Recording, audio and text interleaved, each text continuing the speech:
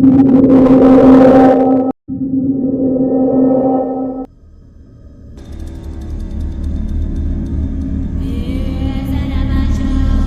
लोगों को स्वागत है dare to scare YouTube channel पे। डेयर टू स्केयर प्रेजेंस आज की कहानी Taranath Tantrik the cards of Kalketu part 1।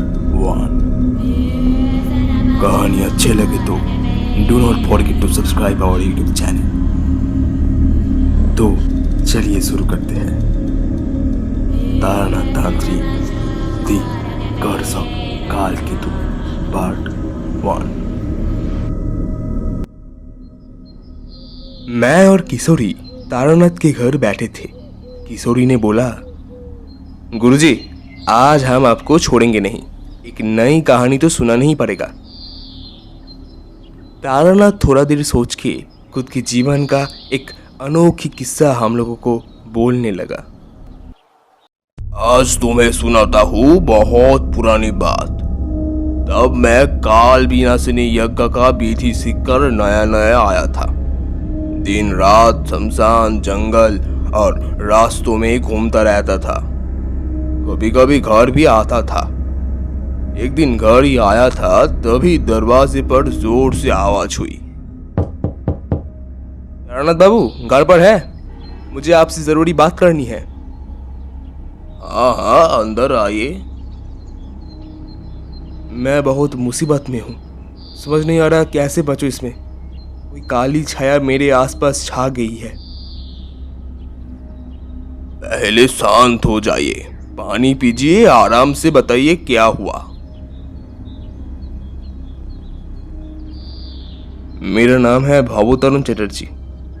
मैं कोलकाता में कपड़े का व्यापार करता हूँ। पत्नी और एक बेटे के साथ हम तीनों सुख से रहते थे, लेकिन कुछ दिन पहले मेरा किस्मत बदल गई। क्या हुआ जरा खुल के बताइए। मेरा बेटा महेंद्र कोलकाता यूनिवर्सिटी में पढ़ाई करता है। मेरा छोटा भाई गिरिधारी हमारे गांव के सारे खेतों जमीन जायदाद का देखभाल करता था। हमारे बीच हमेशा प्रेम था। एक दिन एक चिट्ठी आया, गिरिधारी हार्ट अटैक से गुजर गया। हम तुरंत निकल पड़े गांव के लिए। बहुत दुख की बात है। फिर जब हम पहुंचे दोपहर बीत चुकी थी। गांव के कुछ लोग साथ थे। अंतिम संस्कार के लिए तैयारी होने लगी, लेकिन तभी आंधी तूफान शुरू हो गई।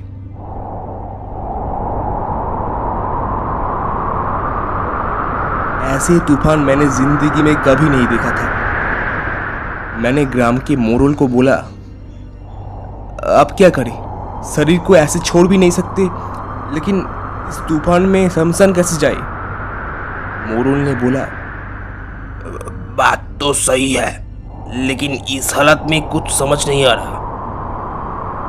मैंने बोला, यही गांव में तो और एक शमशान है ना, उग्रचंड का शमशान। उस जगह का नाम भी कोई नहीं लेता, बहुत ही खराब स्थल है। ऐसा क्यों? जो वहां गया वो कभी जिंदा नहीं लौटा। मेरा बेटा महेंद्र ने बोला, मैं सबकी इज्जत करता हूँ, लेकिन पिताजी अब शरीर को और देर तक रखना अपमान होगा। अंतिम संस्कार अभी करना जरूरी है। मैंने बोला, हाँ मोरल बाबू, आप ही कुछ रास्ता निकालिए। मोरोल थोड़ा सोचकर बोला, ठीक है, हम लोग लाश को ले जाने में मदद करेंगे, लेकिन जब आप लोग आग देने जाएंगे हम दूर के खेत में खड़े रहेंगे, शमशान के पास नहीं जाएंगे। मैंने बोला, धन्यवाद, हम आपके आभारी रहेंगे।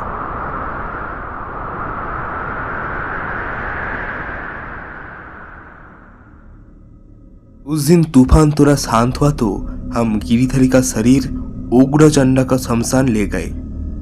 शमशान काफी बड़ा था। एक कोने में छोटा मंदिर और पास में एक तालाब। वहीं से जल भर के सारे क्रियाक्रम करने थे। अब तक तो सब कुछ आम लग रहा है। हाँ, सब कुछ आम ही था, पर असली घटना उसकी बाद हुई। महेंद्र को अंतिम क्रिया के बाद तालाब में उतरकर 3 बार डुबकी लगानी थी। जैसे ही पहली डुबकी लगाई, अचानक मेरा बेटा चीख कर बोला, बाबा, कोई मेरा पैर पकड़ रहा है, नीचे खींच रहा है। मैंने डर कर बोला, क्या हुआ बेटा, मैं आ रहा हूं। लेकिन वहां से तालाब की दूरी ज्यादा थी। मैं वहां पहुंचने से पहले महेंद्र पानी के अंदर चला गया।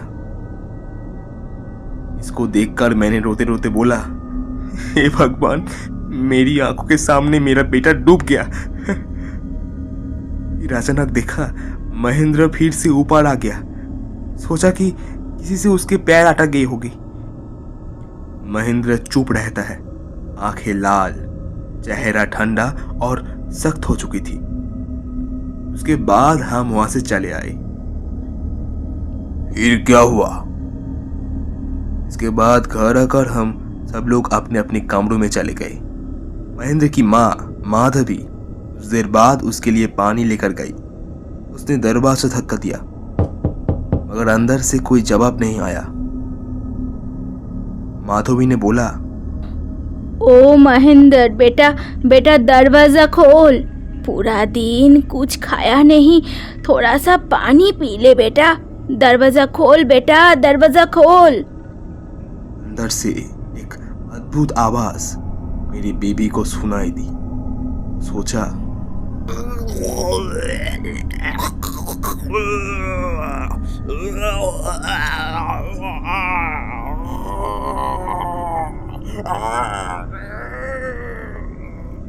ये कैसी आवाज है? भी अचानक दरवाजा खुल जाता है। उसके बाद माधवी ने जो देखा, उसको देखकर वो डर के बोला, हाय राम, ये क्या है? हाय राम। महेंद्र 4 हाथ पैरों पर चलकर बाहर निकलता है। मुंह से लाल टपक रही थी, आंखें टमाटर जैसा लाल। माधवी चिल्लाकर बोला, क्या हो गया मेरे बेटे को? कोई है? मैंने जाकर देखा, महेंद्र की चेहरा पर अजीब बदलाव। बदन काला, नाखून लंबे, मुंह से एक अद्भुत आवाज कर रहा है। अचानक वो खिड़की तोड़कर बाहर कूद गया, अंधेरों में गायब हो गया। इस रात से महेंद्र लापता है गुरुजी। सब कहता है उग्रचंड का शमशान ही इस सब का कारण है। मैं हाथ जोड़ता हूँ, मेरी मदद कीजिए, मेरे बेटे को वापस ला दीजिए। मैं अभी आपके साथ चलता हूँ, देखते हैं क्या कर सकता हूँ।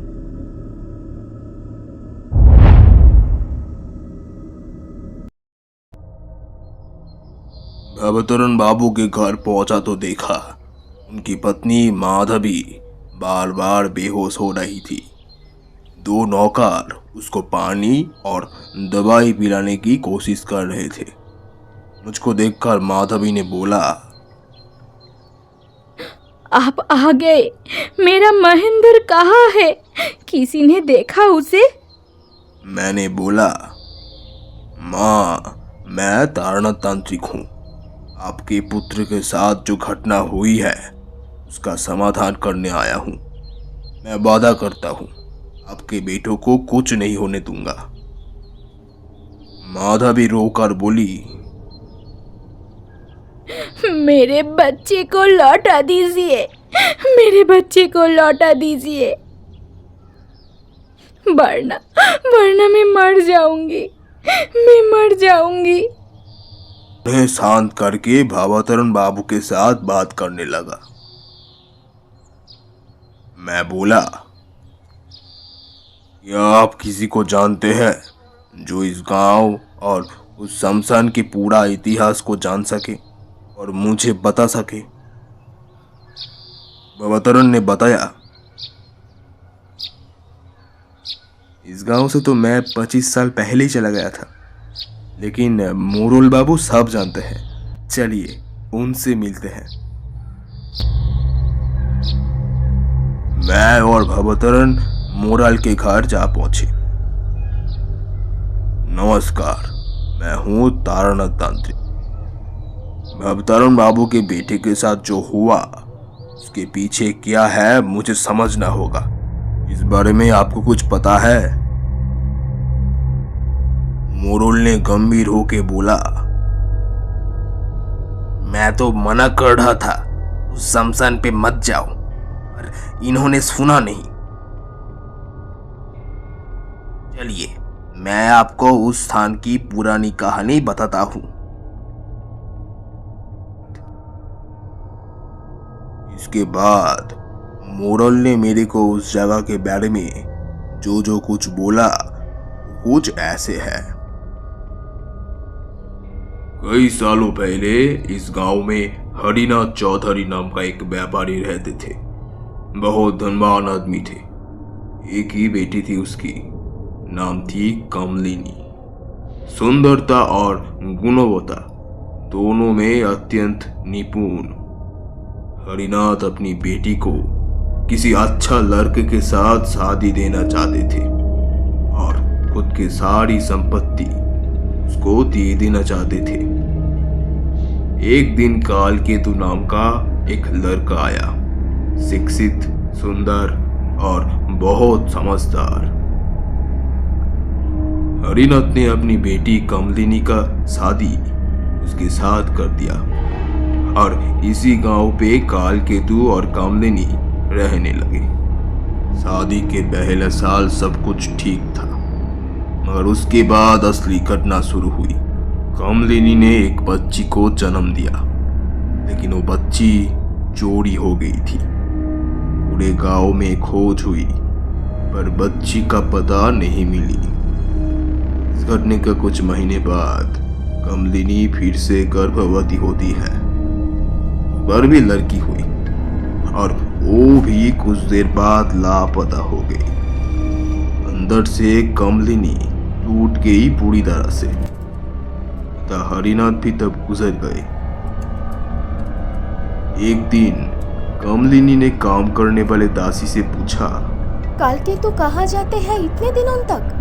रात भर घर क्यों नहीं आते? इस बारे में तुम्हें कुछ पता है? दासी ने बोला, उसकी पति ने एक दिन देखा था कालकेतु को शमशान के पास काले कपड़े पहने अनोखी मंत्र जपते हुए। कमलिनी चौंक कर बोला था, क्या बकवास कर रही है तू? जा, मुझे अकेले छोड़ दे। मगर मन ही मन कमलिनी सोचती है, दासी की बात सच हो तो। दिन ब दिन कालकेतु बदल रहा है। फिर तीसरी बार कमलिनी मां बनी। इस बार लड़का हुआ। उसने सोचा इस बार वो पूरी रात जगे रहेगी, लेकिन ना जाने कैसे उसकी नींद आ गई। जब आंख खुली, बच्चा गायब। कमलिनी को कालकेतु के बारे में याद आया और तभी वो शमशान जाने के लिए तैयार होने लगे।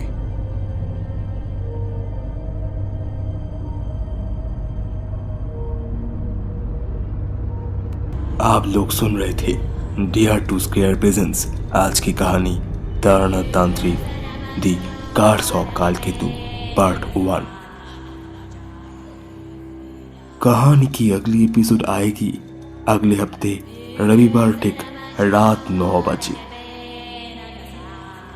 सो do not forget to hear the next part. तब तक खुश रहिए और डर में रहिए।